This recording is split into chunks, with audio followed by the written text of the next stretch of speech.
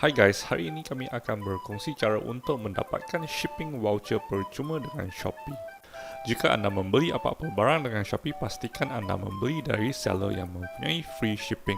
So, untuk produk ini, jika anda membeli lebih daripada RM15, anda akan mendapat shipping percuma. Okey, setelah kita hendak check out produk tersebut, kita tengok shipping fee dahulu. Di bahagian Shopee Voucher, kita boleh masukkan shipping percuma kita.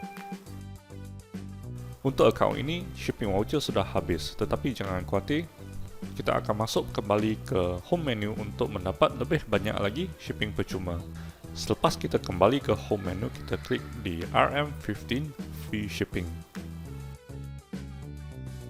Kemudian kita scroll ke bahagian bawah.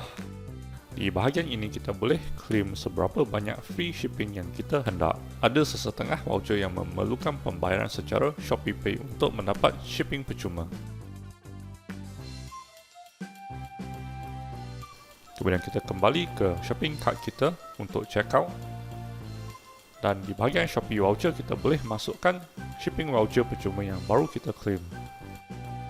Kos penghantaran kemudian akan bertukar kepada kosong. Pastikan payment option di-set kepada Shopee Pay untuk voucher yang menggunakan Shopee Pay. Sila klik butang like dan subscribe jika tutorial ini berguna untuk semua. Terima kasih kerana menonton.